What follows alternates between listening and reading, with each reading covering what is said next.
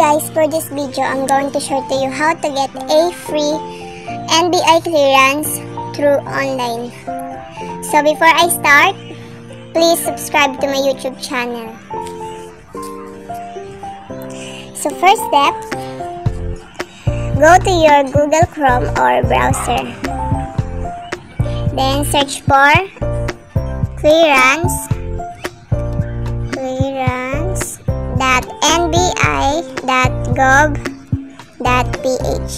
Then enter. So yan. So read the data privacy content. Then after nyo mabasa, just click the I agree icon. So yan, read also the advisory.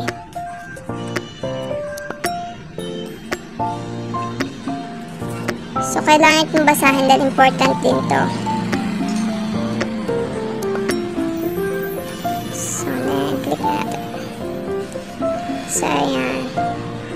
So para makakuha ng libreng NBI clearance, sundan nyo lang to.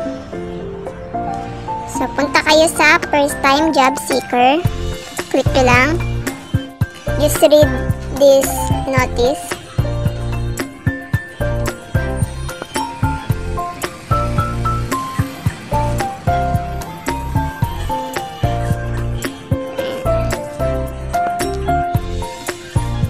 So, ayan.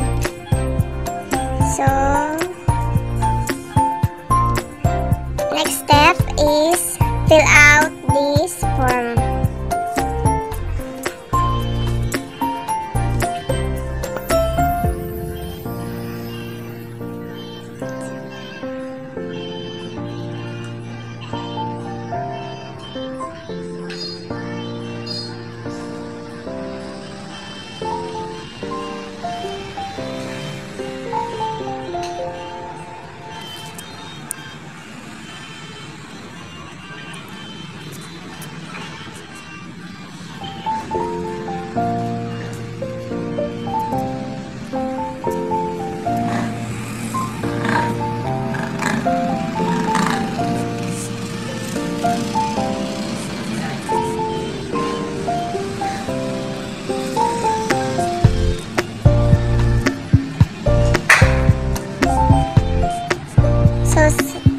Sa mobile number, kailangan yung active number.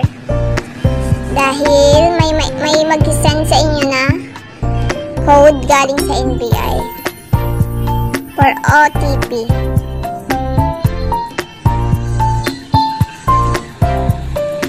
One-time password. So, ayan. Gawa lang kayo ng email sa site ni NBI.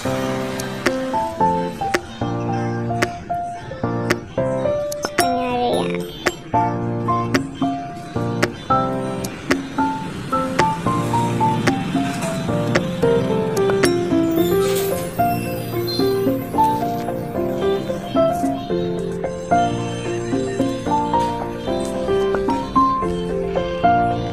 So, yan. Click nyo lang yung agree. Then, click nyo ito, I'm not a robot. Then, after nyo makapag-fill out ng form, click nyo lang yung sign up. So, yan. Since nakagawa na ako ng email ng asawa ko, so, diretso na tayo sa kanya pag-sign up.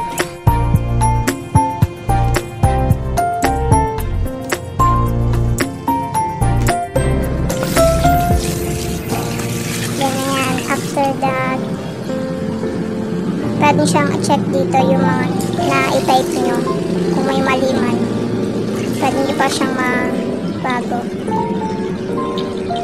Then yan. Na tayo sa apply for clearance.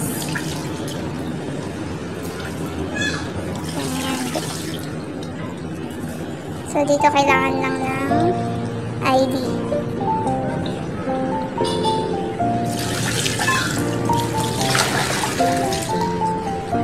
PhilHealth, mas maganda kasi kung PhilHealth. Tapos dito ID number.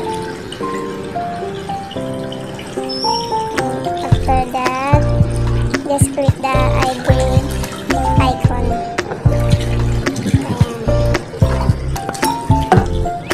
With the confirmation, you're registered for whatever summary to buy after you save it for schedule.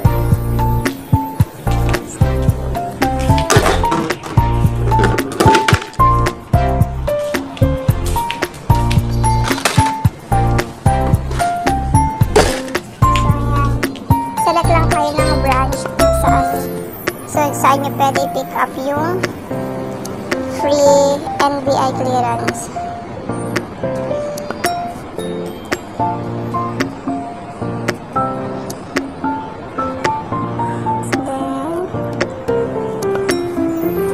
So kung makita nyo walang slot for February, so pag tayo sa next month,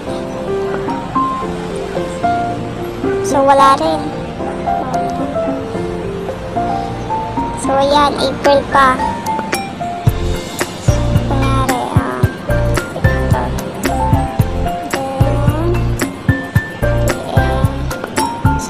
Since nga na free, so wala kang babayaran. So, take appointment schedule.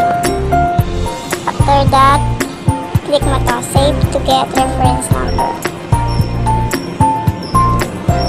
So ayan, since na nakapag-avail na yung asawa ko ng free NBI clearance, so di na siya pwedeng makakuha ulit. Click ko lang, setting reference.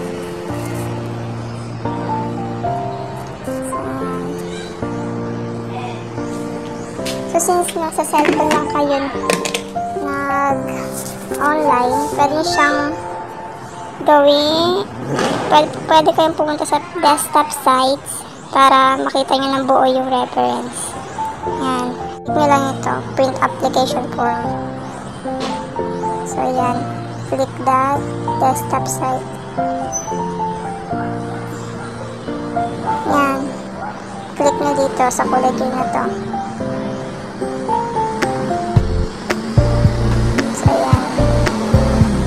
So ayan, naging PDF na siya.